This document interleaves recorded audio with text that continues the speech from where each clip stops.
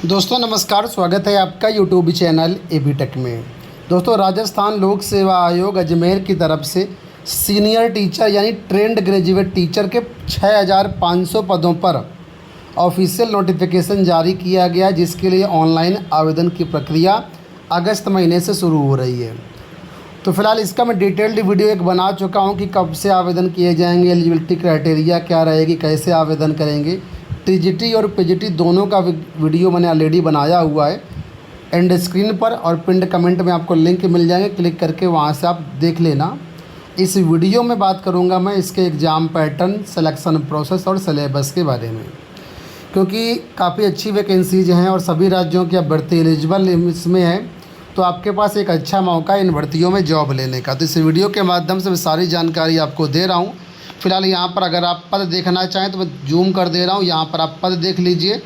ठीक है, हिंदी में 1052 पद हैं, अंग्रेजी में 1305 पद हैं, संस्कृत में 940 हैं, गणित में 1385 हैं, विज्ञान में 1355 हैं, सामाजिक विज्ञान में 401 पद हैं। इसके बाद अलग अलग लैंग्वेज हैं, उनमें पद हैं 6500 पद कुल मिला करके हैं।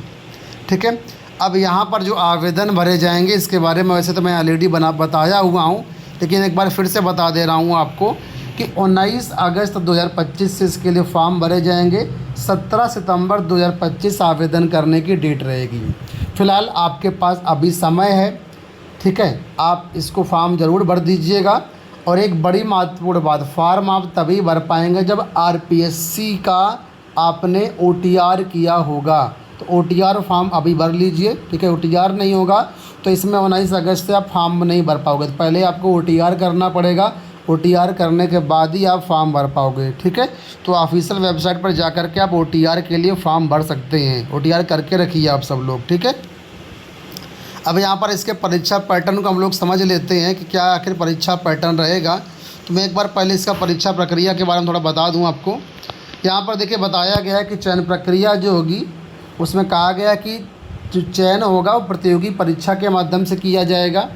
ठीक है, आवश्यकता पड़ने पर परीक्षा में जो है वो स्केलिंग, मॉडरेशन, नॉर्मलाइजेशन किया जा सकता है। इसके साथ ही यहाँ बताया गया है कि जो भी अभ्यर्थी आएंगे रिटर्न एग्ज़ाम क्वालिफाई करके उसमें मेरिट बनेगी, मेरिट के हिसाब से यहाँ पर आपका चयन किया जाएगा। तो आपको मेरिट में आना ज़रूरी है, बिना मेरिट के आप यहाँ पर क्वालिफाई नहीं कर पाएंगे, यानी अच्छे मार्क्स लाना पड़ेगा तभी यहाँ पर आप मेरिट में आ पाएंगे। अब परीक्षा का स्थान और परीक्षा का माह इसके बारे में बताया गया था नोटिफिकेशन में कि इसकी सूचना जल्द ही जारी करेंगे। एक्चुअली में नोटिफिकेशन जारी किया गया था 17 जुलाई को, लेकिन कल 22 जुलाई 2025 को इसकी एग्ज़ाम डेट ऑफिशियली तौर पर जारी की गई है। आपकी एग्ज़ाम 2026 में प्रस्तावित है, बाकी एग्जैक्ट डेट में भी आपको बता दे रहा हूँ।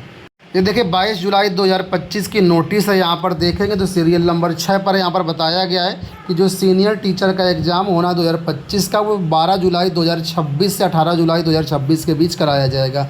लगभग देखा जाए तो 1 महीने का वक्त है। इन 1 महीनों में आप लोग अच्छी तैयारी कर सकते हैं। ठीक है, पहले से सारा टाइम आपको बता दिया गया, उसी के अनुरूप आप लोग अपनी तैयारी करिएगा। अब यहाँ पर परीक्षा पैटर्न के बारे में बताया गया, तो परीक्षा पैटर्न को हम डिस्कस कर लेते हैं। तो आपके सामने मैं निकाल ले रहा हूँ परीक्षा पैटर्न का पेज। तो यहाँ पर देखिए परीक्षा पैटर्न आपके सामने है। आपको बता दें इसमें 2 पेपर कराए जाएंगे, पहला होगा पेपर 1 और दूसरा होगा पेपर 2। तो एक एक करके हम समझते हैं यहाँ पर। ठीक है, तो अगर दोनों पेपर को मिला करके बात करते हैं तो यहाँ पर 500 नंबर का पेपर होगा, जिसमें पहला पेपर 200 नंबर का होगा और दूसरा पेपर आपका 300 नंबर का होगा। ठीक है, तो 500 के हिसाब से आपका पूर्णांक बनेगा, 500 के हिसाब से आपकी मेरिट बनेगी। अब यहाँ पर देखिए बताया गया है, पेपर 1 की बात कर लेते हैं। तो बोला गया है पेपर 1 जो होगा 200 नंबर का होगा और इसके लिए 2 घंटे का समय आपको मिलेगा। इस परीक्षा में 100 प्रश्न मल्टीपल चॉइस क्वेश्चन होंगे जो कि पूछे जाएंगे। ठीक है, और इसमें जो है क्या क्या टॉपिक आएगा इसके बारे में बताया गया है कि पेपर में क्या क्या आएगा। Geographical, historical and cultural and general knowledge of Rajasthan, यानी कि राजस्थान स्पेशल आपको पढ़ना पड़ेगा। राजस्थान के बारे में जो भी चीज़ें हैं उनको आपको पढ़ना पड़ेगा। दूसरा यहाँ पर करंट अफेयर राजस्थान का पढ़ना पड़ेगा। तीसरा general knowledge of world and India, ये भी पढ़ना पड़ेगा। और चौथा है एजुकेशनल साइकोलॉजी। तो मेन टॉपिक बताया गया, इन टॉपिक से संबंधित प्रश्न होंगे जिनको यहाँ पर आपको अटेम्प्ट करना होगा, ठीक है। और इसमें जो है आपको बता दें कि नेगेटिव मार्किंग का भी प्रावधान किया गया, 1/3 की नेगेटिव मार्किंग होगी, 1/3 की नेगेटिव मार्किंग यहाँ पर रखी गई है। अब यहाँ पर पास होने के लिए, ठीक है, केवल 40% मार्क्स लाना ज़रूरी है। ये भी जनरल कैटेगरी के लिए, रिजर्व कैटेगरी के लिए 5% की छूट रहेगी, लेकिन रिजर्वेशन का लाभ सिर्फ राजस्थान के अभ्यर्थियों को ही मिलेगा। अदर स्टेट कोई भी आवेदन करेगा तो जनरल में काउंट किया जाएगा उसको। तो 40% तो पासिंग मार्क रखा गया, लेकिन 40% मार्क्स लाने से कुछ भला नहीं होने वाला है। 40% के अगर आप दायरे में आते हैं तो आप पेपर 2 के लिए क्वालिफाई हो जाएंगे, और पेपर 2 जो होगा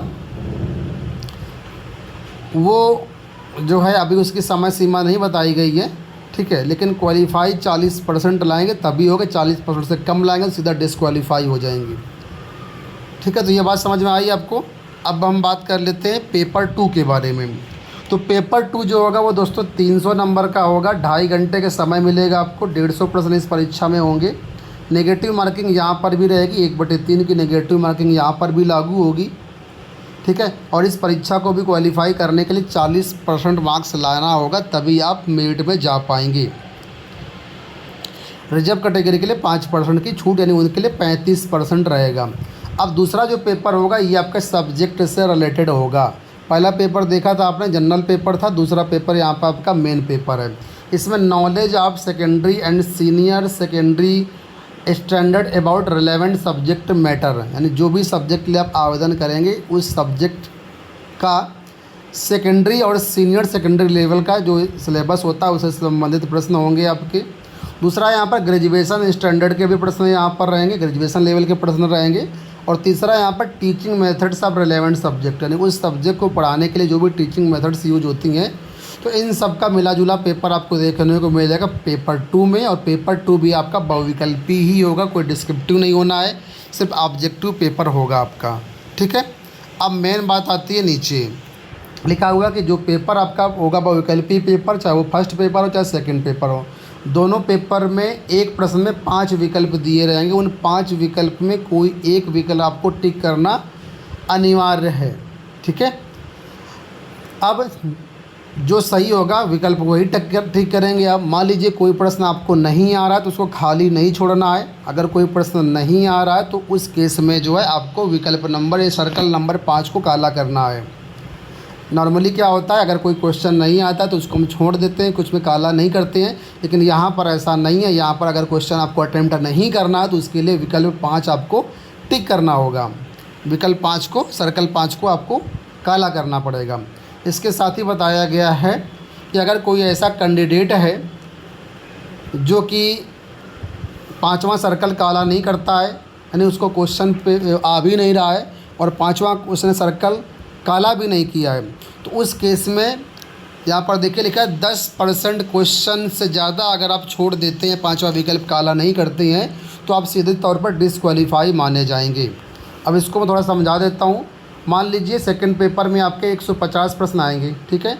150 प्रश्न में आपने 100 प्रश्न बिल्कुल सही कर दिए, काला भी कर दिया, लेकिन ये 50 क्वेश्चन बचे, 50 क्वेश्चन ऐसे थे जो कि आपको आ नहीं रहे थे, इसलिए उन क्वेश्चन को आपने छोड़ दिया। उसमें जो 5वां ऑप्शन है, ऑप्शन 5, उसको आपने काला नहीं किया, ठीक है। तो आपने 50 क्वेश्चन छोड़े हैं और टोटल क्वेश्चन के हिसाब से देखेंगे तो 1/3 क्वेश्चन बनते हैं जा कर के। तो बोला गया कि अगर आप 10% क्वेश्चन से ज़्यादा क्वेश्चन को बिना 5वां गोला काला करे छोड़ देंगे तो सीधे तौर पर आप डिसक्वालीफाई हो जाएंगे। तो भले ही यहाँ पर आप 100 नंबर पे आप सेलेक्ट हो रहे हों, लेकिन 5वां गोला अगर आप नहीं करते हैं, उनको ऐसे खाली छोड़ देते हैं तो डिसक्वालीफाई हो जाएंगे। तो ये समझ लीजिएगा आप पहले, ठीक है। तो ये बातें यहाँ पर हो गई। अब यहाँ पर नीचे बताया गया है कि जो मेरिट बनेगी वो पेपर 1 पेपर 2 दोनों को मिला कर के बनेगी, ठीक है। और मिलाकर के जितनी वैकेंसी होगी उस हिसाब से आपकी मेरिट बन जाएगी। हालांकि यहाँ पर ये भी दिया गया कि आप लोग अपना जो है mobile number, email ID active रखें, जिससे भविष्य में यदि इंटरव्यू होता है तो उसकी सूचना आपको दी जा सके। हालांकि इंटरव्यू की संभावना तो इसमें नहीं बताई गई है कि होगा इंटरव्यू कि नहीं होगा, इसमें इंटरव्यू को कहीं जिक्र नहीं किया गया, लेकिन यहाँ पर एक एडवाइस दी गई है कि आप लोग अपना मोबाइल नंबर, ईमेल आईडी चालू रखें ताकि अगर भविष्य में जो भी परीक्षा की जानकारी होगी या इंटरव्यू की जानकारी होगी वो आपको मेल के द्वारा या मोबाइल नंबर के द्वारा दी जा सके। ठीक है, तो फिलहाल ये हो गई दोस्तों आज की सारी सूचनाएं। हाँ, अब कुछ बातें यहाँ पर एक रह गई है, वो है सिलेबस को लेकर के। तो इस नोटिफिकेशन में साफ तौर पर कहा गया है कि सिलेबस को हम बहुत जल्द ऑफिशियल वेबसाइट पर जारी कर देंगे। तो जैसे ही सिलेबस जारी होगा आपको हमारी ऑफिशियल वेबसाइट के साथ ही RPSC की ऑफिशियल वेबसाइट पर भी मिल जाएगा। ठीक है, तो फिलहाल दोस्तों इस वीडियो में इतना ही। उम्मीद करूँगा वीडियो आपको पसंद आया होगा। अगर नोटिफिकेशन डाउनलोड करना चाहो तो हमें टेलीग्राम से डाउनलोड कर सकते हैं, लिंक वीडियो के डिस्क्रिप्शन बॉक्स में दिया गया है। धन्यवाद।